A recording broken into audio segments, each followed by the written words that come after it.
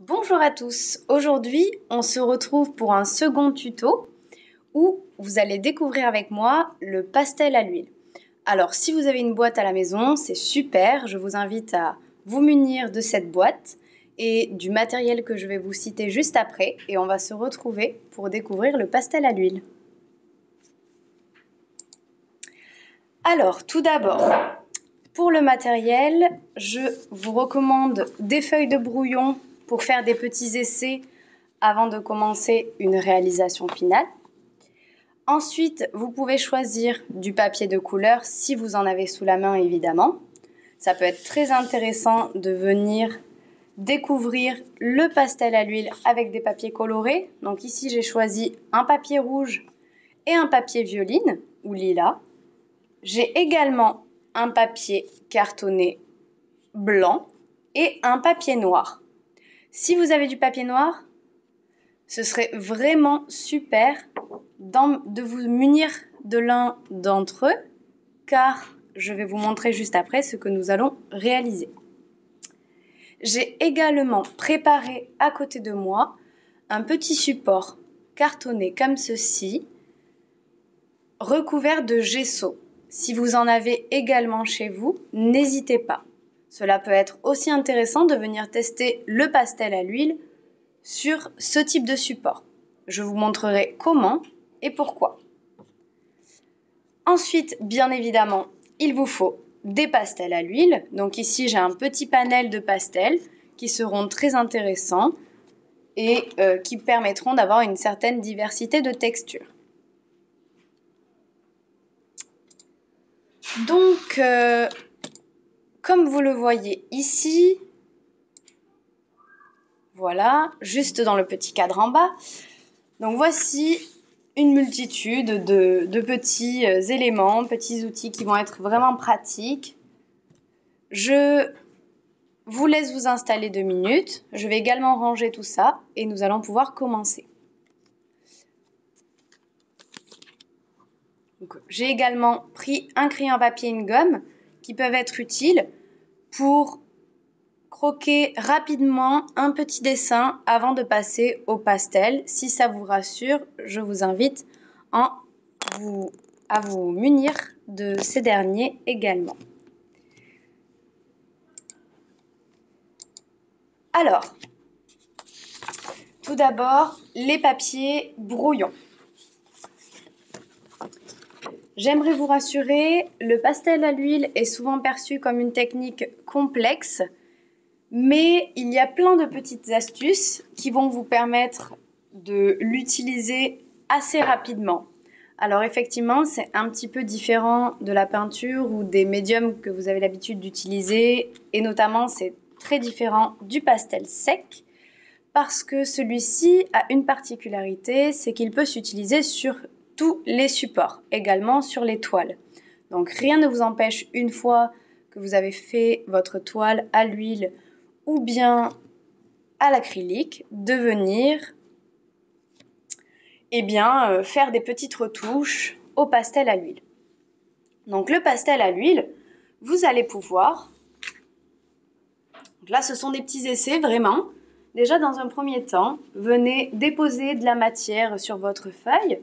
C'est une feuille de brouillon, donc ça va peut-être pas accrocher comme sur un support final, mais vous allez voir que déjà, on peut venir faire différents types de textures avec un seul bâtonnet et en fonction de la manière dont on va déposer celle-ci sur le papier. Vous pouvez hachurer, vous pouvez également venir estomper avec votre doigt. Donc en fonction du papier et également du gras de votre pastel, cela va fonctionner plus ou moins bien. Donc je vous fais un petit zoom justement pour vous montrer quelque chose à ne pas faire. C'est aussi pour ça qu'on est là. Donc quand vous avez un pastel comme celui-ci, il est plutôt de couleur lilas, qui est, je vous le montre juste là, vraiment tout acheté, tout sale. Eh bien, il suffit, j'attrape mon chiffon, pour éviter ce type de marquage et de mélange de couleurs qui ne sont pas forcément satisfaisants ou qui ne seront pas forcément ce que vous allez rechercher, je vous invite à vous munir d'un petit torchon, un petit essuie-tout, et vous allez tout simplement venir comme ceci, nettoyer votre pastel pour qu'il soit comme neuf et que vous puissiez l'utiliser dans sa teinte sans mélange de couleurs dessus. Voilà, c'est aussi un souci qu'on retrouve avec le pastel sec et tout pareil, il suffit de venir le frotter sur un chiffon pour pouvoir le nettoyer. Donc je vous montre avec un autre type de pastel. Voilà, c'est une autre gamme que nous avons. Donc là, vous pouvez vraiment, pareil, venir remplir, hachurer. Juste rendez-vous compte dans un premier temps de la texture du pastel. Voilà. Voyez aussi au toucher ce que cela peut provoquer. Il n'est pas nécessaire de l'estomper ce pastel gras. On n'est vraiment pas obligé de l'estomper. De la même manière, on peut vraiment choisir de venir le laisser comme ceci et le déposer grossièrement par endroits. Donc d'ailleurs, c'est comme ceci qu'on va le travailler ensemble aujourd'hui. Mais j'aimerais également vous montrer un petit quelque chose. Donc dans ce pot, vous avez un mélange de térébenthine et d'un petit peu d'huile de lin. Si vous n'avez pas ça à la maison, vous n'êtes pas obligé de tester. Si jamais vous en avez, je vous conseille de tester également. Vous pouvez utiliser que de la térébenthine. C'est pas nécessaire d'avoir l'huile de lin mélangée à l'intérieur, mais ça peut vraiment être intéressant aussi. Donc là, je me munis d'un pinceau classique, et je vais juste venir le passer sur ce pastel bleu déposé sur ma feuille de brouillon, et je viens voir qu'en fait, ça va créer encore autre chose, une texture presque, sur cette feuille de brouillon en tout cas, proche de l'encre ou de l'aquarelle. En fonction de la quantité que vous ajoutez de térébenthine et d'huile de lin également, vous allez venir rechercher plus ou moins une transparence. Voilà, ça peut être aussi quelque chose qui vous satisfait et qui vous donne envie de venir faire des petites recherches autour de cette technique. Sentez-vous vraiment libre avec l'outil et ne vous frustrez pas. C'est aussi en faisant des essais et en vous rendant compte des choses qui vous plaisent ou qui ne vous plaisent pas que vous allez pouvoir, d'une, vous améliorer et de deux, expérimenter et créer. Franchement, allez-y. Par-dessus, rien ne vous empêche de revenir avec un pastel. Voilà, ça peut être aussi intéressant de venir déposer du pastel gras une fois que la térébenthine a été appliquée. Ça fait encore autre chose. Vous verrez que la texture gratte davantage le papier. Ça a énormément asséché le pastel gras que vous avez déposé juste avant. Voilà. Pour le petit essai, une petite bulle, rien de très expérimenté, mais le but c'est de faire des tests. J'essaie de vous montrer en zoomant davantage l'effet de texture que vous pouvez trouver juste ici. Hop, voyons voir.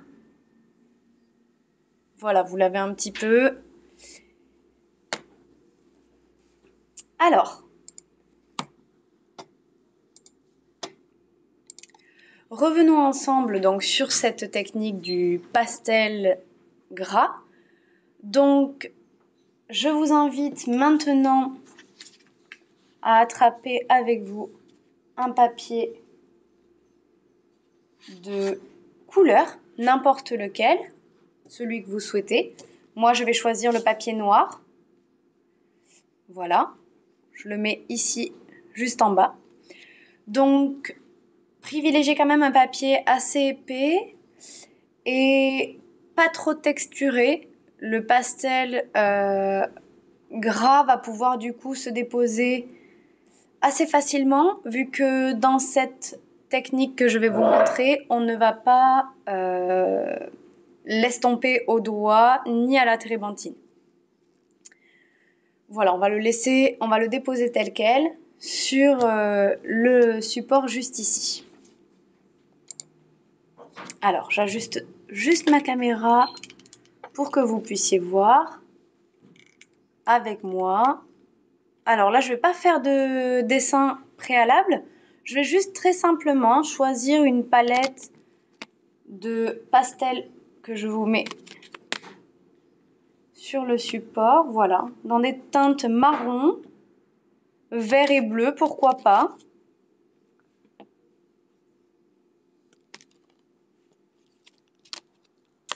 Et on va venir, voilà, j'ai un petit panel de couleurs comme ceci que je vais déposer. Je vous les laisse 2 minutes pour que vous puissiez vous aussi préparer les vôtres. Et ensuite, on va juste venir réaliser une petite plante d'intérieur. Alors, si vous en avez dans votre salon, eh bien, elles seront posées pour vous. En plus, elles sont plutôt statiques, elles bougeront pas trop, donc ça ira pour vous. Vous aurez le temps de venir tester et dessiner vos petites plantes d'intérieur. Et sinon, eh bien, observez par la fenêtre. Peut-être que vous verrez un arbre ou un végétal, pardon, c'est mieux, qui pourra vous servir de modèle.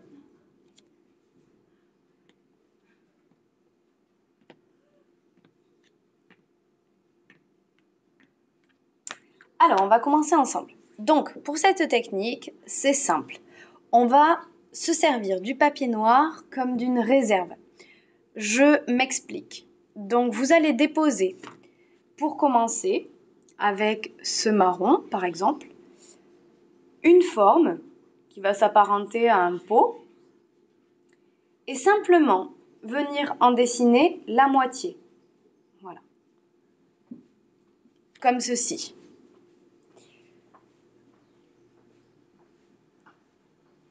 L'autre côté, pour l'instant, on le laisse tel quel. Dans l'idée,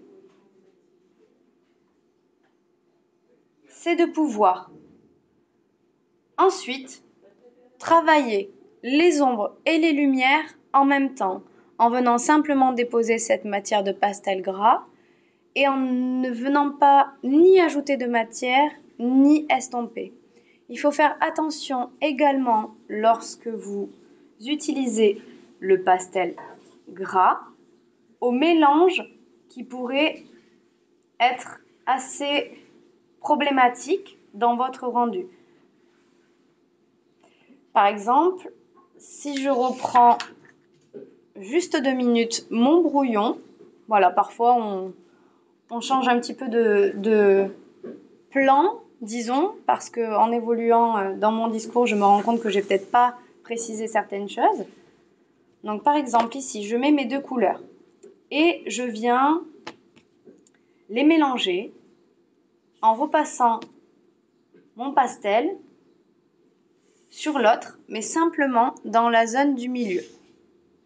Voilà, je fais vraiment attention de ne pas venir complètement poser le pastel sur l'un et sur l'autre, auquel cas sinon vous voyez le mélange est pas forcément idéal. Donc dans l'idéal, on vient vraiment déposer dans un sens, on fait comme un dégradé finalement entre ces 2 couleurs. Une couleur ici, une couleur là, on les juxtapose légèrement, vraiment que dans l'espace du milieu. Voilà, c'est une petite astuce et ça vous évite d'estomper au doigt et d'avoir d'autres choses à faire par-dessus.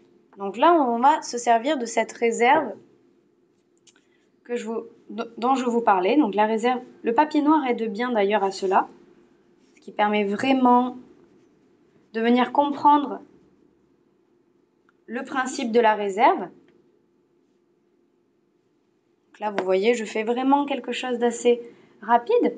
C'est pour vous montrer une petite technique et une petite astuce pour qu'ensuite vous puissiez réaliser également ceci chez vous avec la fameuse boîte de pastel que vous avez achetée et dont vous n'avez jamais réussi à trouver un intérêt parce que parfois, plastiquement, on n'est pas satisfait de ce qu'on va réaliser, on n'ose pas y retourner.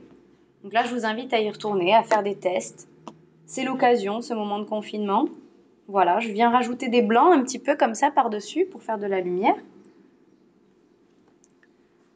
Essayez d'observer également quand vous dessinez. Si vous avez votre plante sous la main, une plante d'intérieur ou qu'importe, ou même un arbre dehors, essayez d'observer d'où vient la lumière. Est-ce qu'elle vient de la droite? Est-ce qu'elle vient de la gauche? Là, j'invente complètement. Vous pouvez aussi inventer, mais essayez d'observer également ces points d'ombre et de lumière. Voilà pour le petit pot. Donc maintenant, on va pouvoir réaliser une plante. Donc je commence par une couleur claire. Vous voyez, mon pastel est sale. De suite, j'ai le bon réflexe, je viens le nettoyer. C'est vraiment important de le nettoyer parce que ça va aussi vous permettre d'avoir un pastel qui va vous permettre de très rapidement poser une couleur pure et une couleur intense. Voilà. J'espère que ça vous donnera en tout cas envie de réessayer cet outil chez vous, à la maison. Voilà, donc là on vient vraiment dessiner quelques petites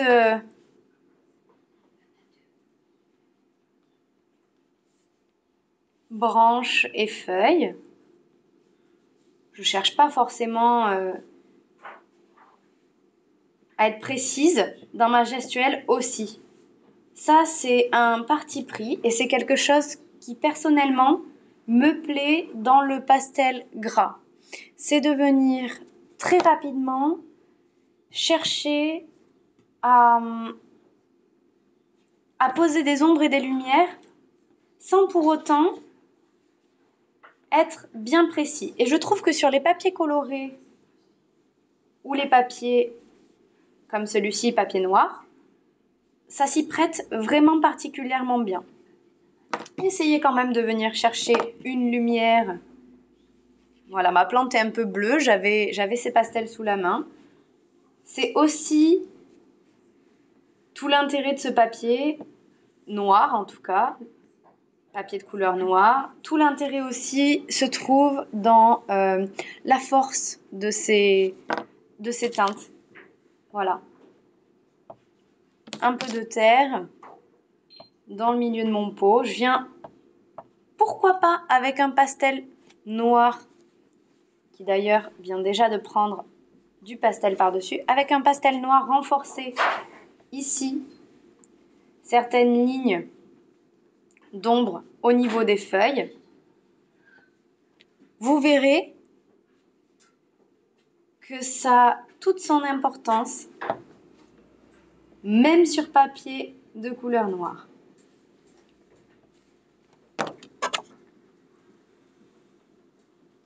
Voilà.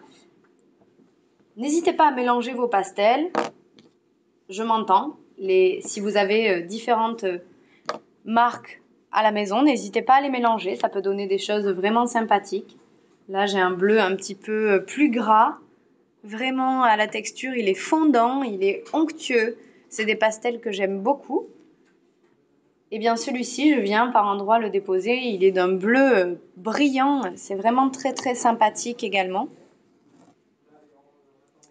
Voilà, pourquoi pas un peu de marron aussi par endroits.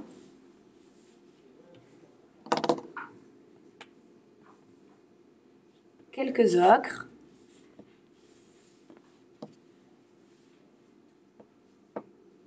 Et vous avez réalisé votre premier petit dessin au pastel.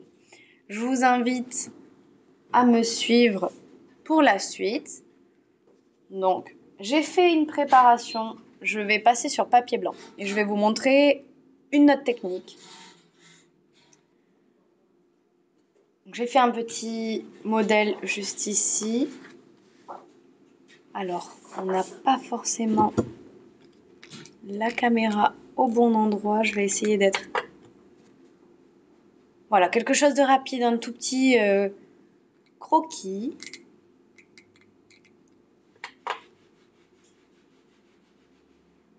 J'essaie de régler ma caméra pour vous.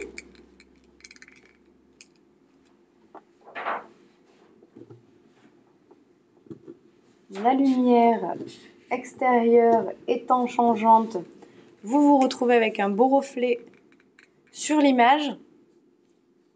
Je m'en excuse. Ah, on va peut-être trouver l'angle idéal pour la suite.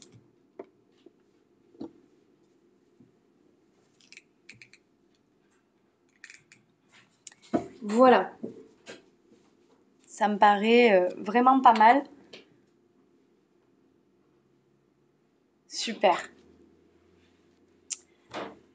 Donc voici un petit panda.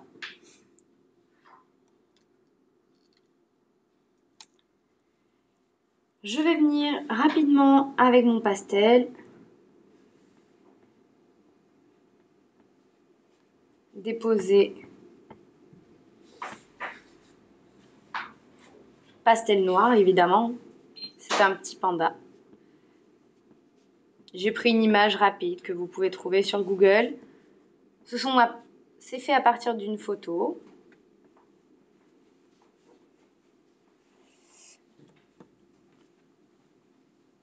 Ce qui va être intéressant ici, c'est de venir aussi comprendre l'intérêt du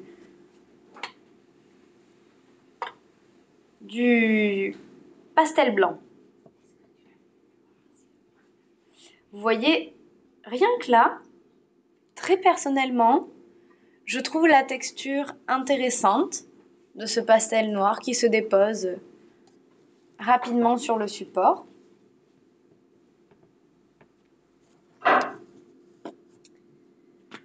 Mon marron, je reprends ce marron. À nouveau, je le nettoie. Il a du bleu et du ocre dessus. Ce serait embêtant de venir mélanger toutes ces teintes sur ce papier. Voilà, n'essayez pas forcément de remplir absolument toute votre feuille. Parfois, c'est bien aussi de laisser le pastel s'aérer, de laisser des espaces de blanc. C'est ce qui donne aussi, selon moi, en tout cas, de la force à votre dessin.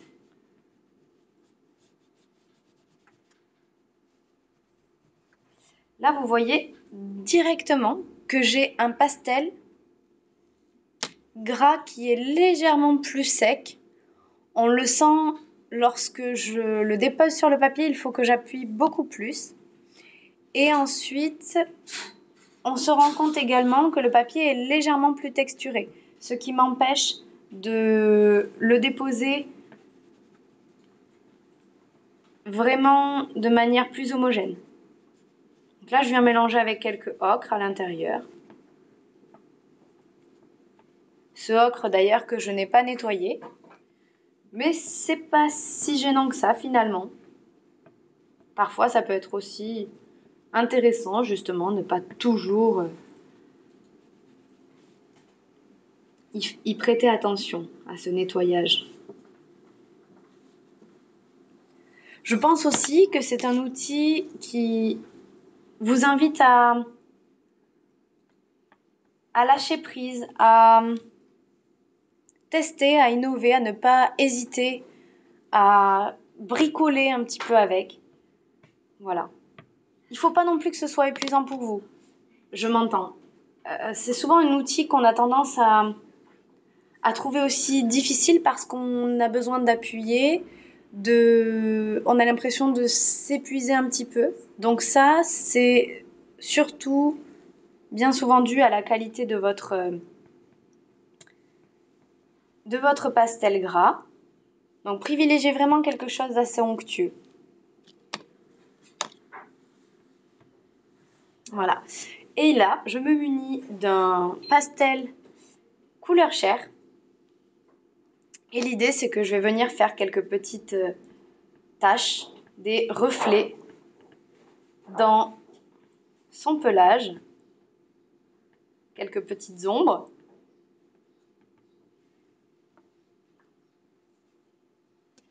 C'est vraiment des choses rapides pour vous inviter à tester et à découvrir avec moi cet outil. C'est intéressant également lorsque vous réalisez par exemple une petite carte à envoyer. Vous avez un papier de couleur, et bien vous pouvez très bien imaginer faire une petite réalisation au pastel gras qui se fixe très bien avec une bombe de vernis spéciale acrylique et huile par exemple.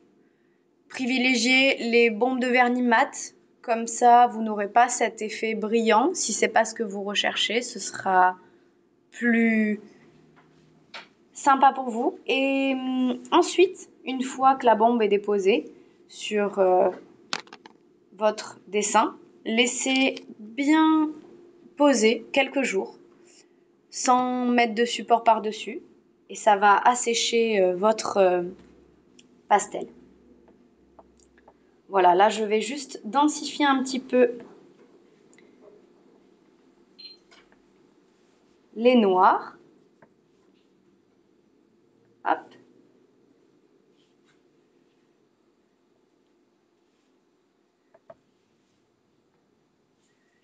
Vous pouvez également, si vous souhaitez être plus précis, moi je vous le laisserai comme ça, celui-ci, parce que je vais vous montrer encore une dernière chose. Vous pouvez également venir avec le pinceau, prélever votre pastel, ou bien aiguiser votre pastel avec un taille-crayon, ou encore déposer votre pastel dans une assiette, le mélanger avec de la térébenthine et de l'huile, et ensuite venir le peindre sur votre support. Voilà pour ce petit panda. Je vais juste terminer avec quelque chose d'assez rapide, abstrait. Comme ça va vous permettre aussi de vous dire que c'est possible. Vous pouvez faire de l'abstrait avec du pastel gras. Et par contre, je me munis de mon support couvert de gesso, avec lequel je vais pouvoir donc utiliser la technique de la térébenthine.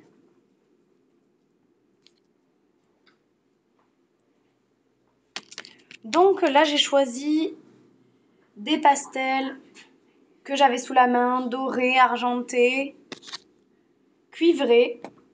Voilà. Et je vais venir faire une forme un peu comme une tache d'eau. Je vais rapidement, voilà, venir remplir cette tache. Vraiment, j'essaie de laisser de l'espace et de l'air. Et là, je vais venir avec mes cuivrés.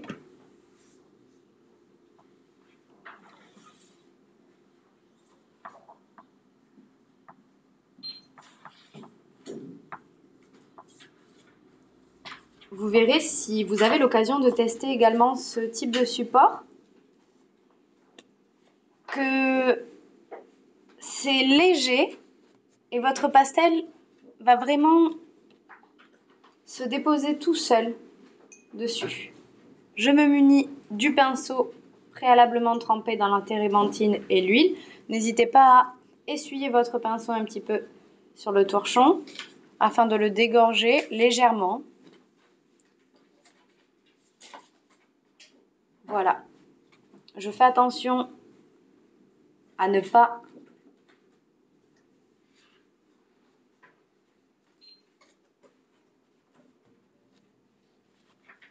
totalement mélanger les teintes entre elles.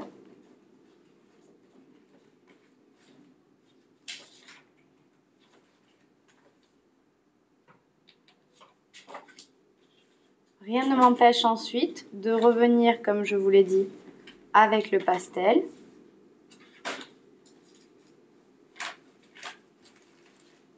Donc je vais vous faire justement le test de ce qu'il faudrait et ce qu'il ne faudrait pas faire. Donc là, par exemple, disons que c'est ce qu'il ne faudrait pas faire. Tout s'est mélangé, les aléas du direct.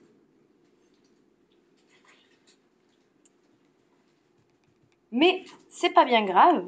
Je vais revenir avec mon pastel couleur chair par-dessus.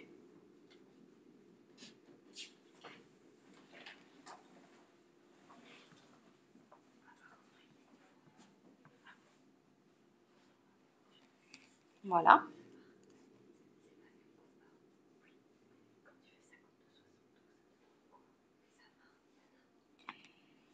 Et pourquoi pas d'ailleurs revenir avec mon cuivré. Vous verrez, la texture est très surprenante.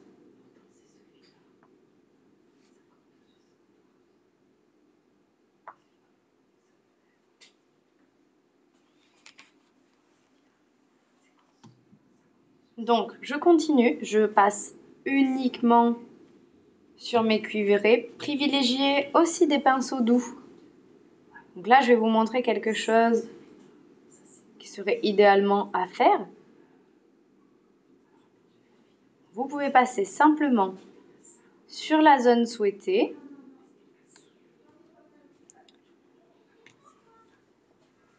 Revenir avec des dorés. Donner davantage d'effet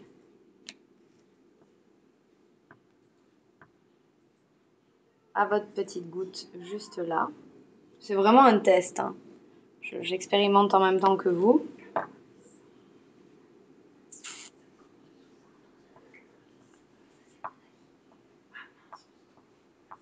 Voilà, ceux-là sont vraiment onctueux et très crémeux. Faites des tests comme ça, c'est vraiment intéressant de...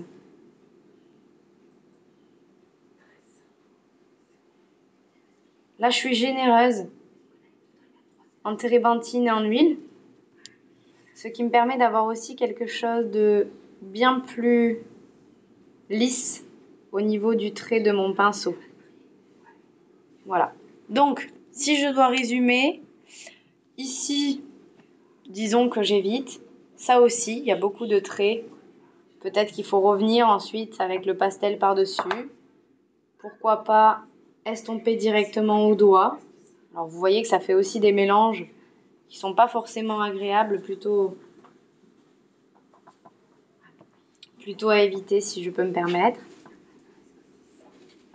Mais voilà, dans l'idée ici, vous auriez quand même une texture intéressante et en plus, ça rend bien brillant. Vous pouvez vraiment vous amuser à faire des petites recherches, c'était pas forcément le plus évident. En tout cas, pour résumer avec vous, donc le pastel peut vraiment s'utiliser de cette façon-là. Donc sans estomper, mais vous pouvez également l'utiliser en estompant, en rajoutant de la térébenthine et de l'huile, ou bien en venant l'estomper avec votre doigt. Je vais tenter une dernière petite chose sur un papier de couleur, justement, un papier rouge. Ça, c'est vraiment pour me rattraper. Je refais cette fameuse forme un peu abstraite. Je pense aussi que la qualité du papier et du pastel joue sur sa capacité à réceptionner la térébenthine et l'huile.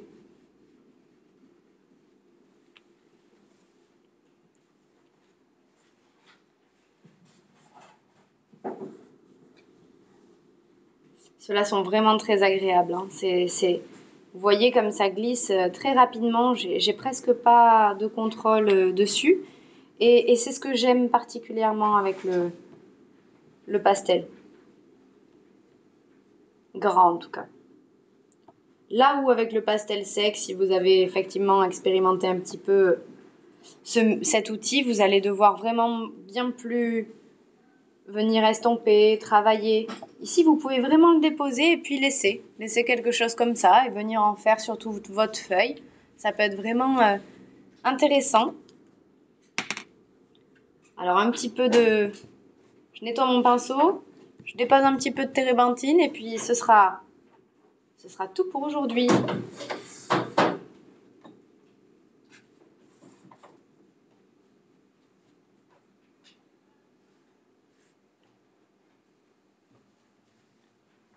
On penserait presque à un glacis par-dessus.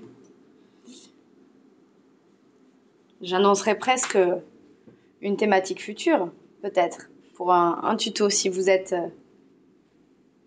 intéressé également par la technique du glacis. C'est un peu la touche finale de l'œuvre, comme ce que je viens de faire. Voilà. Je vous remercie d'avoir suivi ce tuto et je vous dis à très bientôt pour une nouvelle présentation. Merci.